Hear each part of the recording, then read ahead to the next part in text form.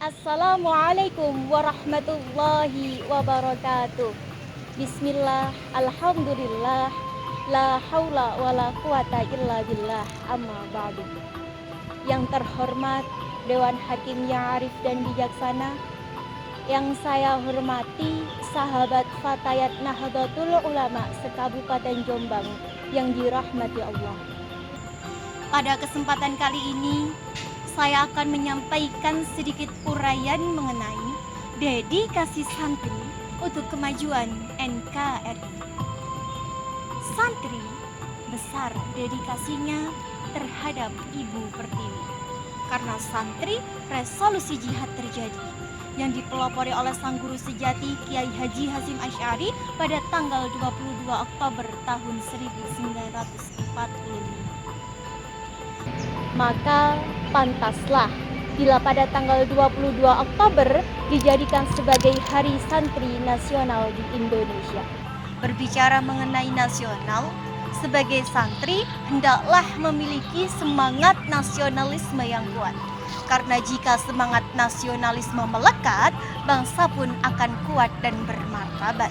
Namun sebaliknya, jika semangat nasionalisme minggat, bangsa akan tumbuh menjadi lambat, perekonomian tidak akan meningkat, dan tak menutup kemungkinan bangsa akan menjadi sekarat. Na'udzubillah summa na'udzubillah. Saya pernah mendengar sebuah pepatah yang mengatakan, "The young today is the leader tomorrow."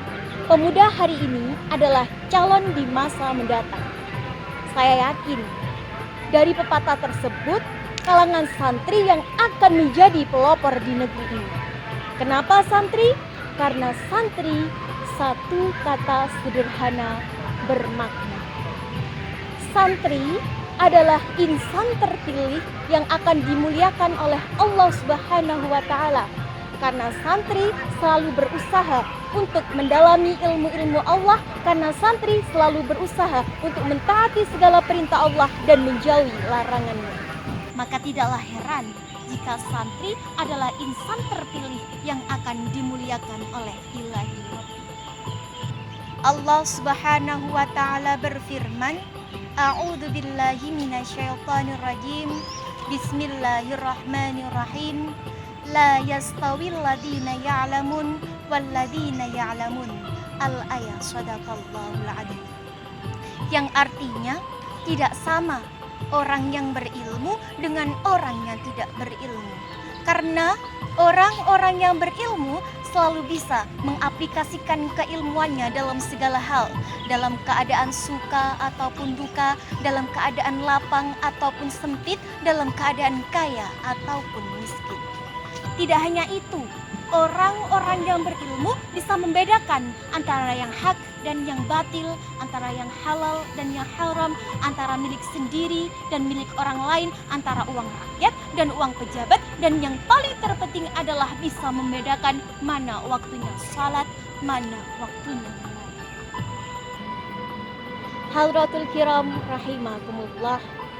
Abuya Sayyid Muhammad Al-Maliki Al-Husaini pernah berkata pada makalahnya, "Arif'ah fil ilmi," dan keluhuran ada pada ilmu. Jika kita ingin melihat keluhuran yang dimiliki oleh seseorang, maka lihatlah kapasitas keilmuan yang dimilikinya. Dan jika kita ingin melihat keluhuran suatu negara, maka lihatlah kapasitas keilmuan yang dimiliki oleh penduduk-penduduknya.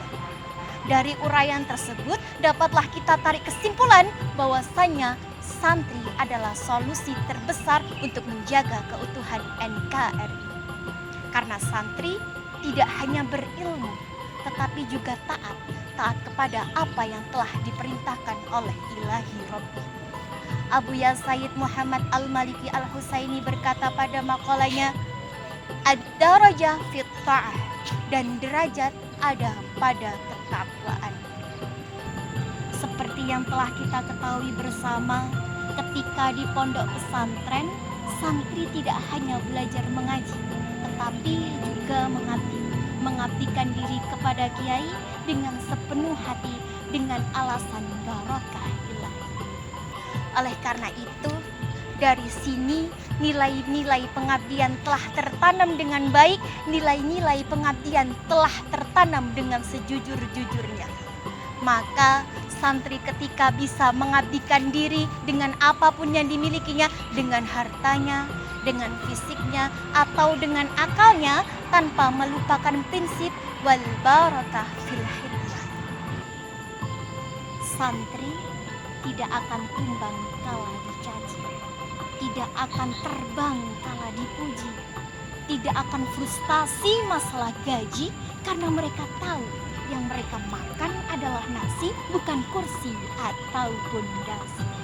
Hadratul kiram rahimakumullah.